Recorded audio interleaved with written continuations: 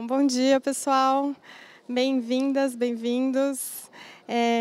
Meu nome é Caroline Burli e a gente vai falar sobre as boas práticas para a publicação de dados na web. Então, para começar, eu vou contar um pouquinho quem somos.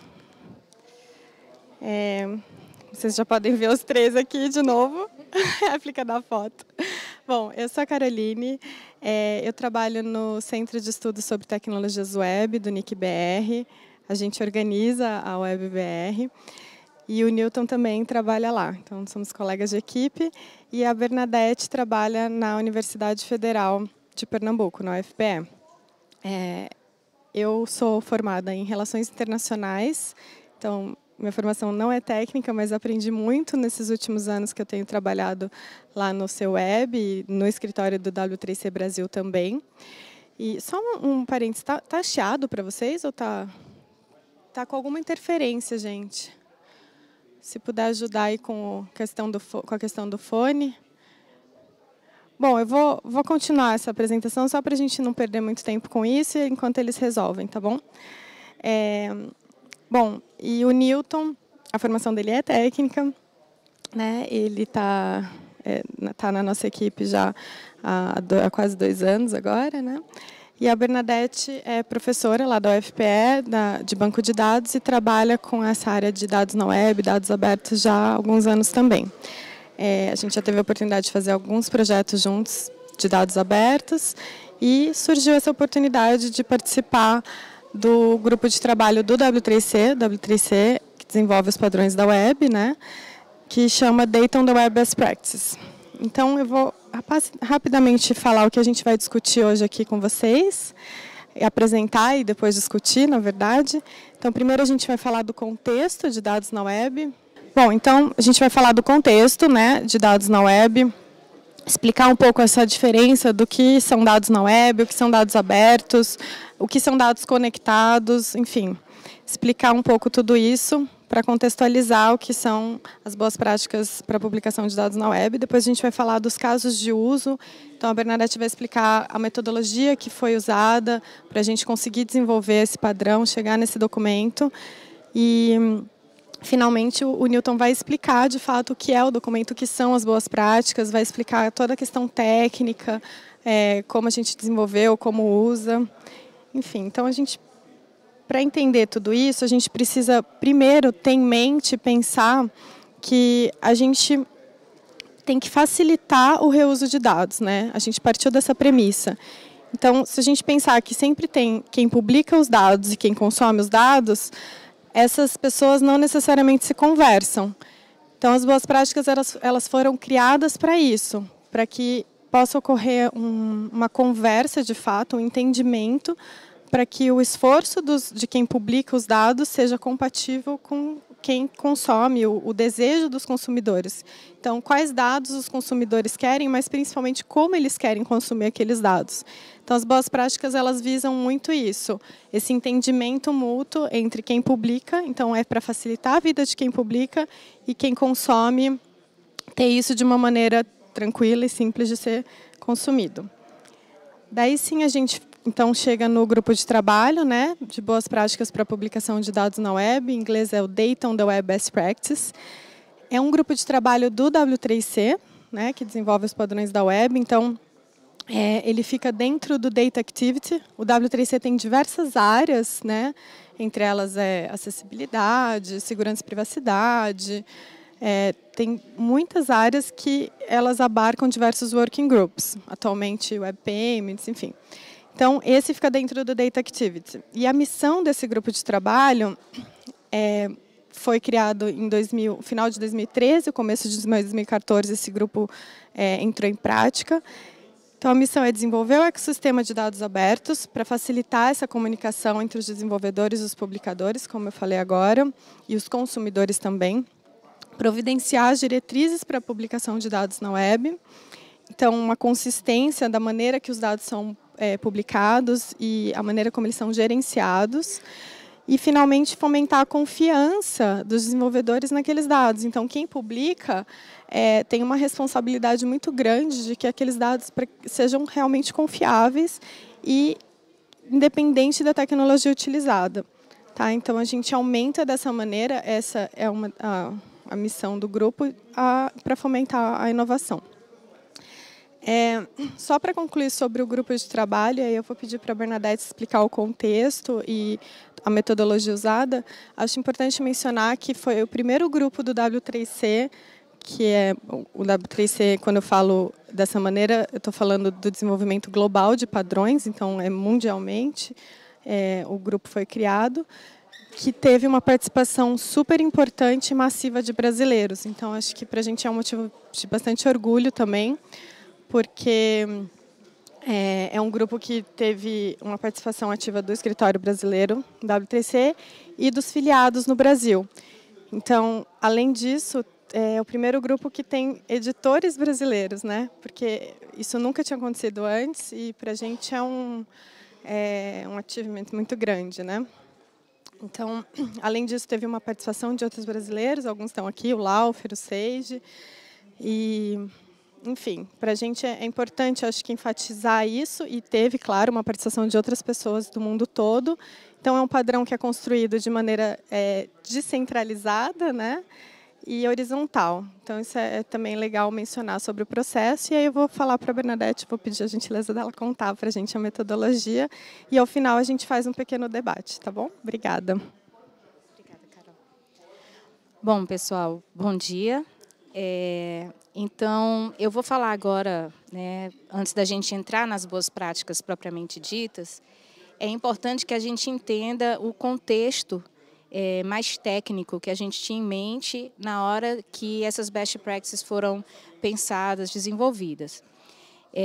Só para lembrar aqui que, como a Carol falou, a gente teve esse grupo de trabalho que tinham pesquisadores, pessoal de indústria, academia, então era um grupo bem multidisciplinar.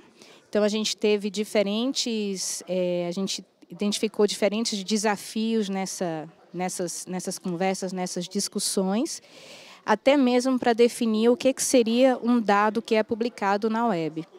Então, no final, né, a gente chegou no consenso, né, consenso é uma palavra bem utilizada no contexto dos grupos de trabalho do W3C, que a gente iria falar de conjuntos de dados, né? As nossas boas práticas, elas se aplicam a conjuntos de dados ou datasets. Então, atualmente, o W3C tem uma recomendação para a descrição de conjuntos de dados, que é o vocabulário DCAT, né, DCAT, e a gente usou, né, a gente se inspirou nesse conceito de dataset do DCAT, mas a gente identificou também algumas lacunas nesse vocabulário que vão ser preenchidas posteriormente. Então, essa figura aqui, ela ilustra, né, a gente tem um dataset, que seria um conjunto de dados, um conjunto de valores, e esse dataset ele é descrito por metadados. Então, como a gente já viu aqui ontem, né, o conceito de metadado ele é muito importante nesse contexto da web, principalmente porque, como Carol falou, os consumidores e os publicadores, eles não se conhecem. Em geral, você publica um dado e você não sabe quem vai consumir. Então, é muito importante, né, que você tenha metadados que vão descrever aqueles dados e vão auxiliar o entendimento e a manipulação daqueles dados. Então, os metadados, eles desempenham um papel fundamental na publicação de dados na web. Então, o dataset, você pode ver como é algo virtual, um conjunto de valores que vai ter uma ou mais distribuições.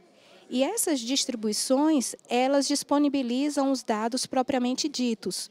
Então, você pode ter uma distribuição em XML, uma distribuição em RDF, uma distribuição em CSV, diferentes distribuições para um mesmo conjunto de dados.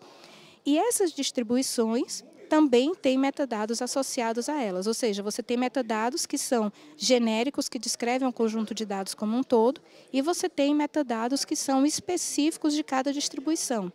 Por exemplo, os metadados estruturais, que vão descrever o esquema, a estrutura dos dados. Vai depender se você tem uma distribuição em XML, se você tem uma distribuição em RDF, por exemplo. Então, independente, você tem os datasets, você tem as distribuições, e nesse contexto de dados na web, a gente tem que levar em consideração os princípios da arquitetura da web. Ou seja, a gente não pode esquecer, a gente está publicando dados na web, que é essa plataforma de compartilhamento. Então, a gente não pode esquecer os princípios da web, como, por exemplo, os identificadores únicos. Cada recurso que é publicado na web, ele tem que ter um identificador único. Ele deve ter uma URI que vai ser única e vai permitir você identificar aquele recurso. Então, quando não basta, é uma coisa que o Phil, né, do nosso grupo, ele sempre fala, não basta você colocar um arquivo na web para você ter dados na web. Para o dado estar de fato na web, ele deve ser possível identificá-lo, recuperá-lo, referenciá-lo. Então, os princípios eles devem ser levados em consideração na hora que se publica os dados na web. Além disso, é muito importante levar em consideração também vocabulários e padrões existentes, porque, como Carol falou, você precisa garantir essa comunicação entre publicadores e consumidores e até mesmo entre os próprios publicadores e entre os próprios consumidores.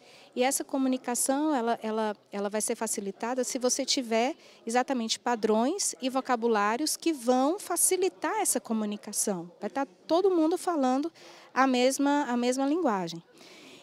Então, esse é o nosso contexto. Tá? Então, as boas práticas, elas geralmente se aplicam a conjuntos de dados ou a distribuições, levando em consideração os princípios arquiteturais da web, vocabulários e padrões já existentes.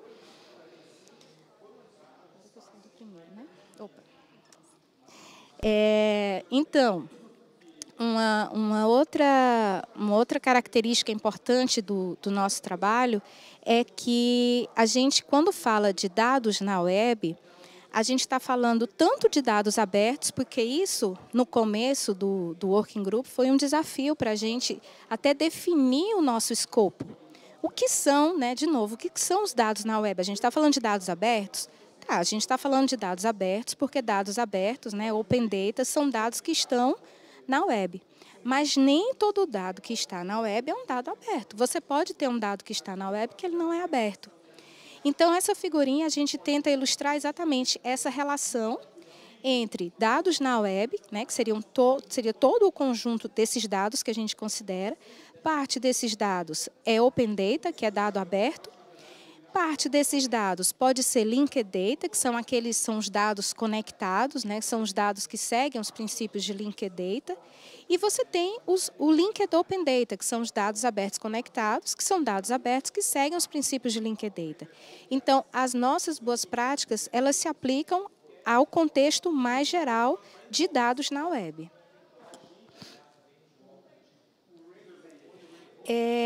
A metodologia que a gente usou para a criação das boas práticas, ela seguiu os seguintes passos. A gente iniciou coletando casos de uso sobre publicação de dados na web.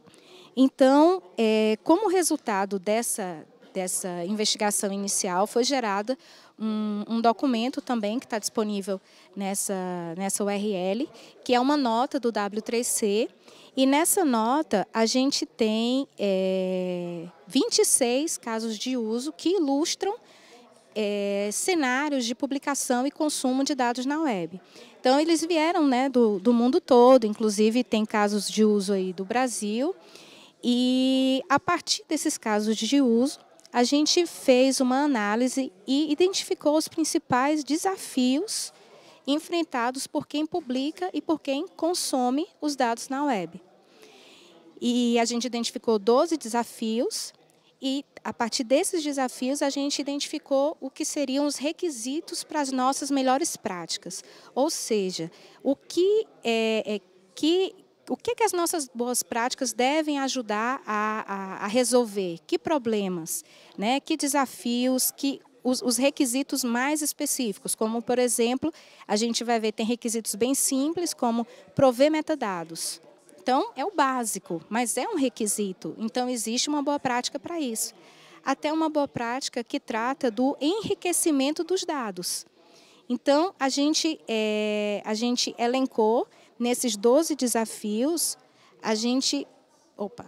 para cada desafio, né, a gente foi elencando perguntas e, a partir dessas perguntas, vieram os requisitos. Então, é importante que a gente tenha em mente que publicar dados na web não é apenas chegar e colocar um conjunto de dados ali disponível num portal. É muito mais do que isso. Tá?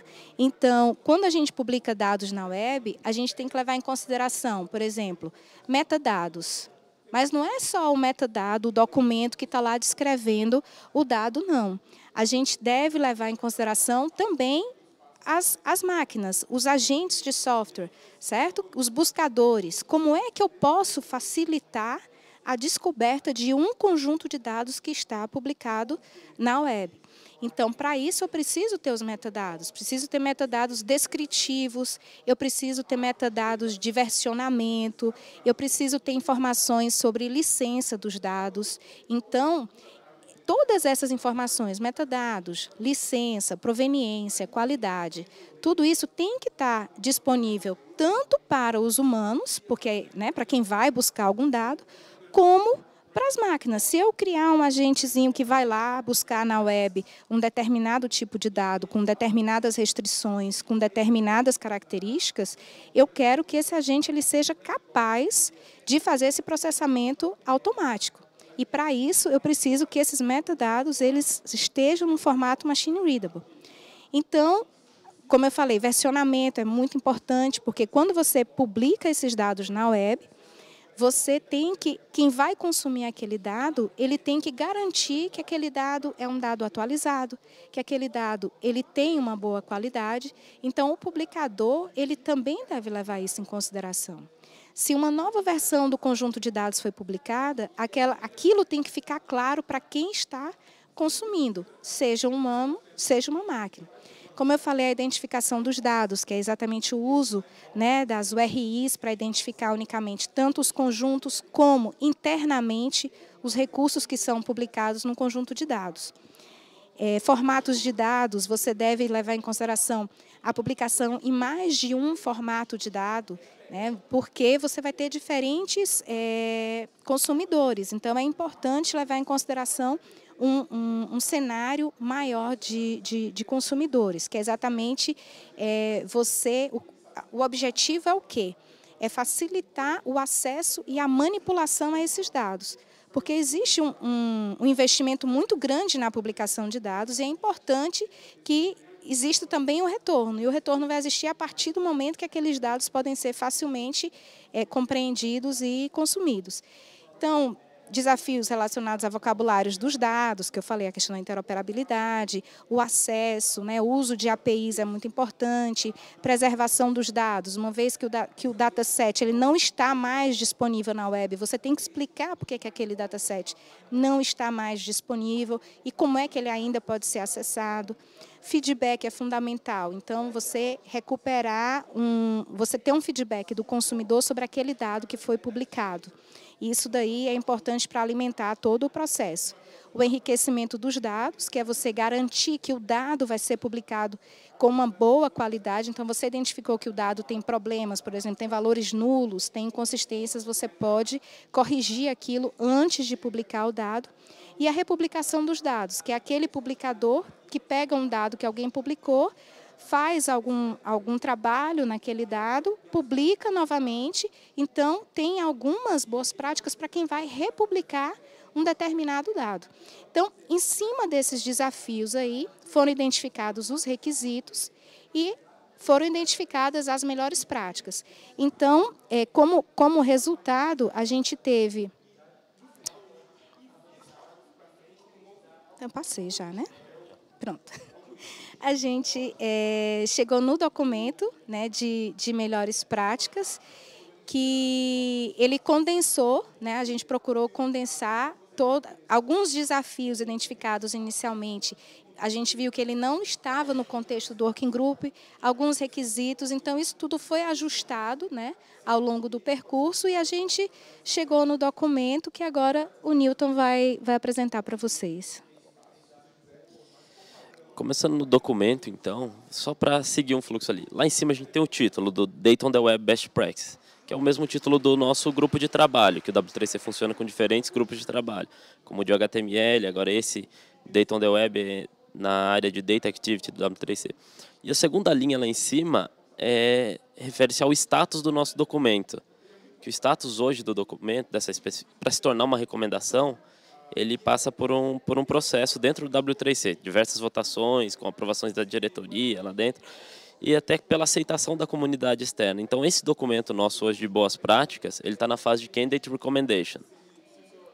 No final, a gente vai mostrar um formulário que a gente coleta evidências. Assim que tiver as evidências e um relatório de uso e até de validade desse documento, aí sim vai se tornar uma recomendação do W3C.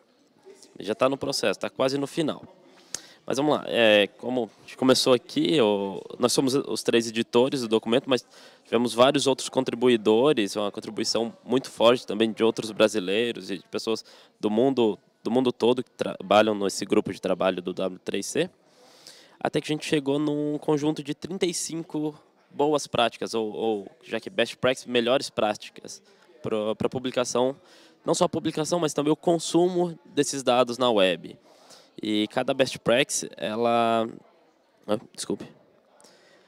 tem uma seção onde tem as evidências, que são quais requisitos essa best practice ataca, ou quais requisitos ela contempla.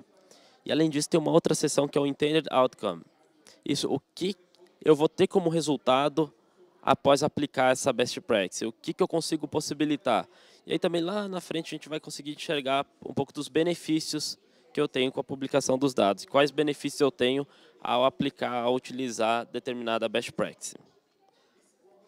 Uma best practice dividida desse modo, talvez seja pequeno aqui, mas depois a gente pode até abrir o documento e ficar mais fácil para ver, mas a best practice tem o título também, tem um sumário dela, tem a explicação, o porquê daquela best practice faz sentido, qual o contexto que ela se aplica, o resultado pretendido com ela, o que eu posso obter ao aplicar essa best practice, seria o intended outcome, e uma possível abordagem de implementação, na qual a gente dá algumas direções de como você pode implementar essa best practice no seu contexto.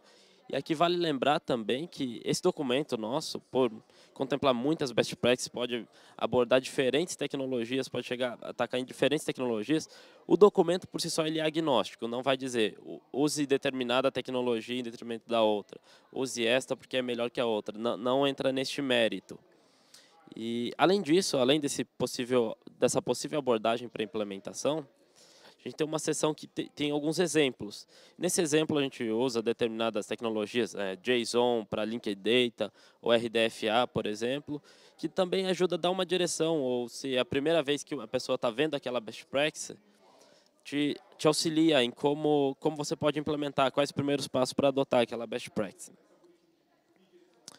E aqui é a seção de exemplo que eu estava comentando. A gente bolou um cenário de exemplo para o documento, dá um contexto, como se fosse uma organização para publicar os dados, tem um contexto, tem um problema naquele domínio, e aí como as best practices podem ajudar a resolver aquele problema em relação à publicação desses dados na web.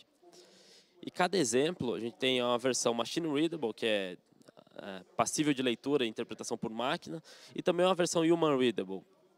Esse exemplo aqui é o machine readable, a gente coloca um trecho de código também para dizer como que funciona, como aquele dataset pode ser descrito utilizando Turtle.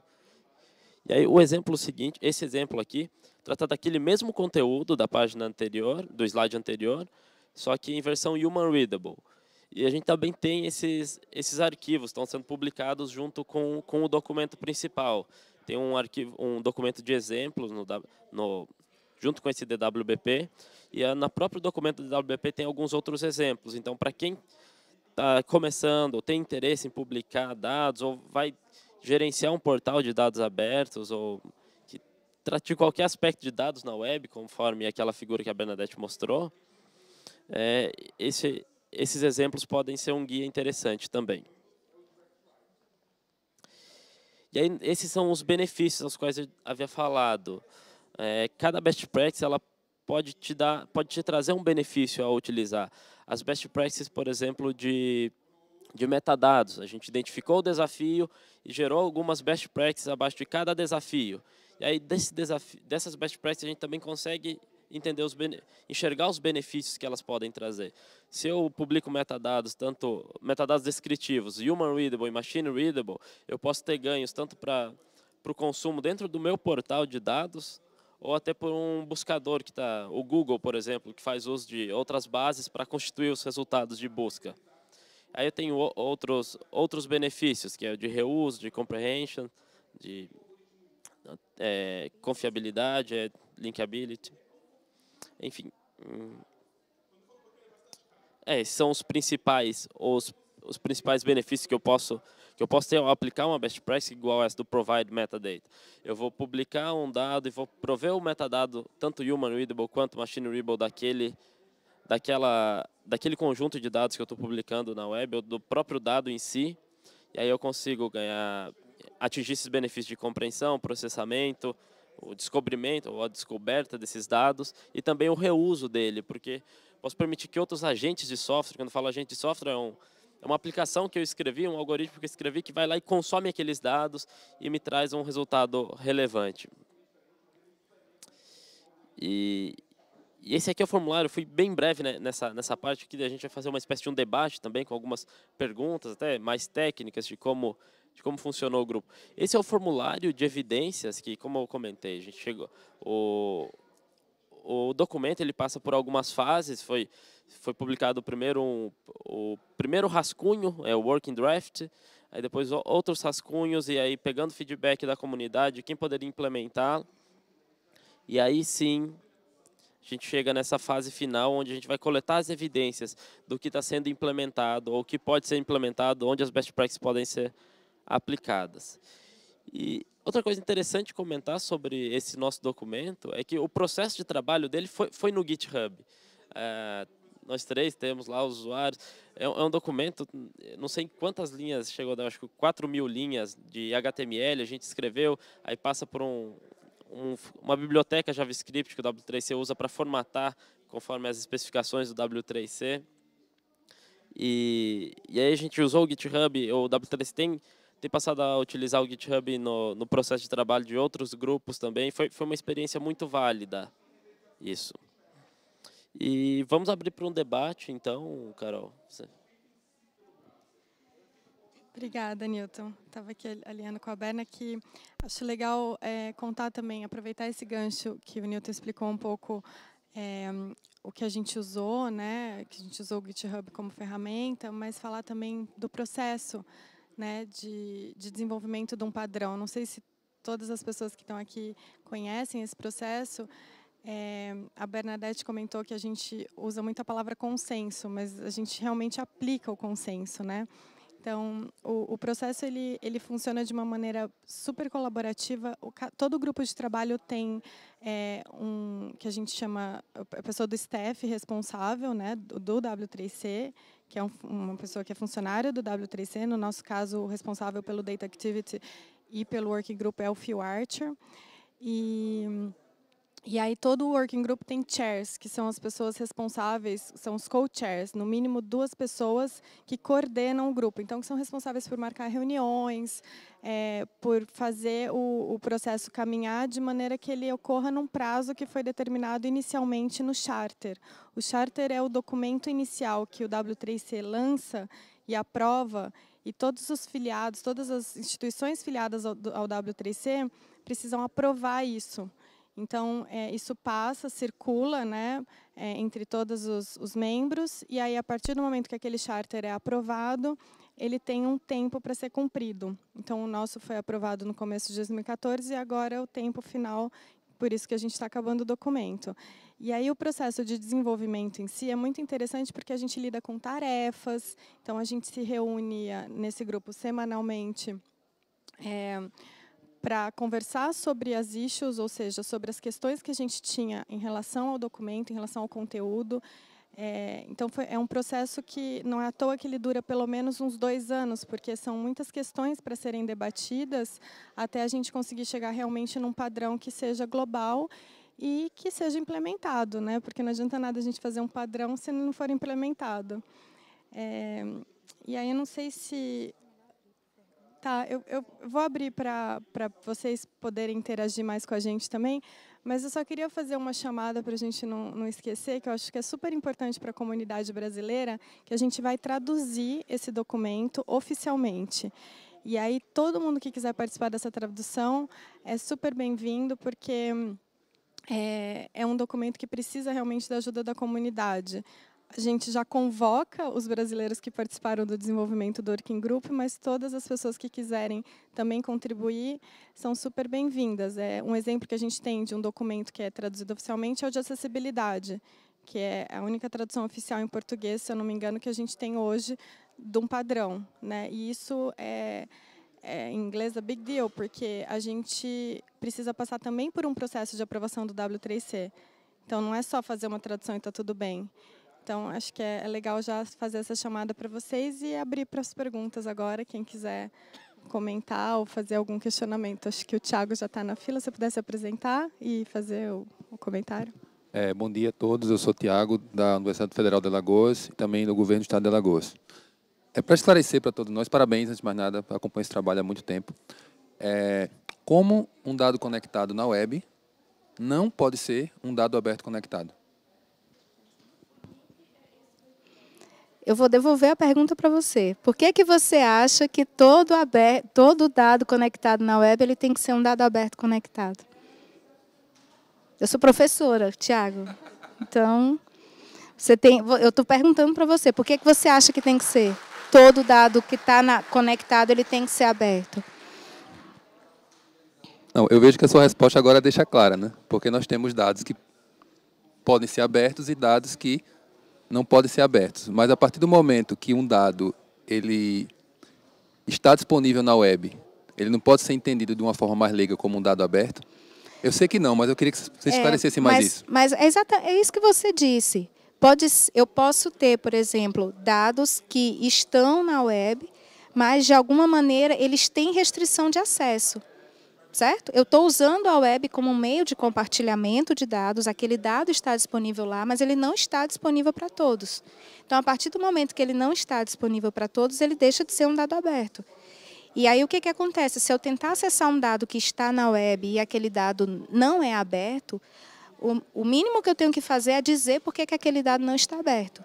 Então, é importante, faz parte das boas práticas, você explicar por que determinado dado não está disponível. Certo? Não sei se eu te respondi. Alguém tem mais algum questionamento? Seiji?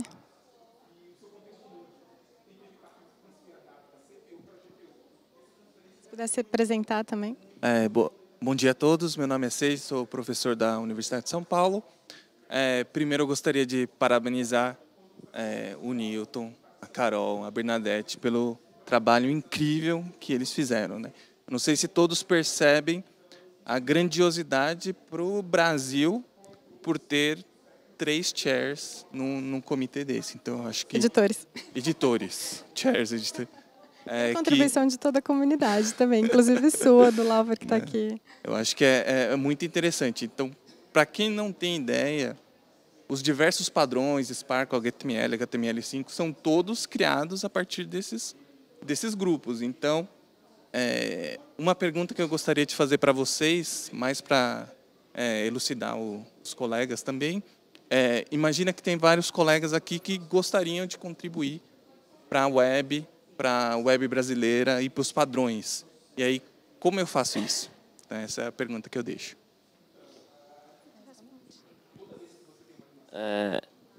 Eu gosto muito dessa parte, porque trabalhando lá no seu web, no W3C, acaba tendo muito acesso de construir a web a partir do seu núcleo mesmo. Você vai definir um padrão, como você já comentou, o Sparkle, o RDF, o HTML, você constrói padrão. E há 3 semanas teve o TPAC, que foi uma conferência do W3C, onde reúne todos os grupos de trabalho definindo diferentes padrões. E lá foi uma Disneylândia para quem gosta de definir padrões, porque você vai, encontra o Tim Berners-Lee num grupo discutindo, encontra o Bert, o Dave, que estão ali, eles estavam no TPAC também, e isso é muito legal. E é um trabalho, às vezes fica difícil de entender, porque a gente geralmente usa um padrão que já está feito. É habitual a gente consumir, já aprendeu HTML depois que já saiu da especificação. Alguém interpretou aquilo e criou um tutorial e a gente aprendeu HTML. Mas você muda um pouco a visão de como trabalhar com isso. Você vai e cria esse padrão, cria uma recomendação, cria uma tecnologia nova. E os primeiros passos para isso, talvez agora que até essa experiência nossa com o DWBP ajudou e clarificou muito quais os caminhos para construir um padrão, como chegar em consenso dentro de um grupo de trabalho. E talvez os primeiros passos para quem tem interesse em construir esses padrões para a web também, seja começar a aproximar também do W3C aqui no Brasil, do seu web, ver qual grupo você se interessa em trabalhar. Eu gostaria de trabalhar com web das coisas. Tem o grupo novo que está começando de web das coisas. Eu gostaria de criar um atributo novo para CSS. Conversa o Bert ali também, consegue discutir e chegar talvez entrar no grupo, criar um atributo novo para o CSS. Mas é a aproximação da comunidade, aproximar o W3C e acompanhar também qual grupo você tem um background que queira, que sinta que pode colaborar mais. Nesse sentido, só um adendo, assim, que é claro que as instituições filiadas, elas têm o que a gente chama de poder de voto e para chegar no consenso. Se uma pessoa desse working group, em qualquer votação, tudo que a gente aprovou, todo o conteúdo ele foi aprovado previamente. Em cada reunião a gente aprovava. Então, se uma pessoa colocasse -1, digamos assim, já não era consenso, a gente tinha que rediscutir e voltar para o consenso. Esse poder, entre aspas, são das pessoas que participam como filiadas, instituições que são filiadas. Mas isso que o Newton falou agora, eu acho que é importante ressaltar que qualquer pessoa aqui pode contribuir comentando sobre aquele documento. Tudo é público, todo o processo é público, então se vocês entrarem no site do W3C, todos os working groups estão listados lá. O processo é todo público, então todo mundo pode, pelas listas de e-mail, por enquanto por e-mail, enfim, você manda seus comentários e os editores daquele determinado working group são obrigados a responder. Então, tem essa interação que é muito boa com a comunidade. A gente vai precisar encerrar, eu vou pedir para a Bernadette falar algumas palavras finais. E é isso, obrigada. Não, só para fechar uma coisa, a gente apresentou aqui as 35 best practices, mas não implica que quando você vai publicar um conjunto de dados, você tem que seguir todas as 35 de uma vez só, tá? Essas vai depender do cenário de publicação de dados. Então, se você está publicando dados em tempo real, então tem uma best practice lá voltada para dados em tempo real. Se você está publicando um conjunto de dados que tem um volume muito grande, então também tem uma best practice relacionada para isso. Então, algumas best practices elas são gerais, devem ser aplicadas em todos os casos. Outras best practices são mais específicas e vão depender do cenário. Então, é importante dar uma olhada, né, em cada best practice. Se você tem lá o título e embaixo você tem um subtitle, lá, uma descrição, uma breve descrição, para você identificar se aquela best practice se aplica ou não ao seu contexto. Para finalizar, eu quero só reforçar aqui que foi um grande desafio, né, para a gente participar da criação desse documento e assumir o papel, né, de editores do documento. Para mim, particularmente, né, que venho da academia, então é um modo diferente de trabalhar, mas eu posso dizer para vocês que vale muito a pena quando você quer fazer, né, a coisa acontecer mesmo, esse é o lugar para você estar. Então, e a coisa meio que vicia, né, um pouco, assim. Tinha horas que eu dizia, não quero mais, mas agora que o grupo acabou, eu já estou atrás de outro grupo, porque é um trabalho muito interessante. Você poder contribuir para algo assim tão grandioso é muito gratificante. Então, eu quero também deixar o meu muito obrigado, né, ao W3C Brasil, ao seu web, pela oportunidade, pelo trabalho que eles fazem, né, aqui de trazer o W3C para o Brasil. Isso é muito importante. Um agradecimento especial aos contribuidores brasileiros aí do documento, o Laufer, que está ali quietinho, né, por tantas discussões, tantas coisas. Foi um processo muito, muito rico.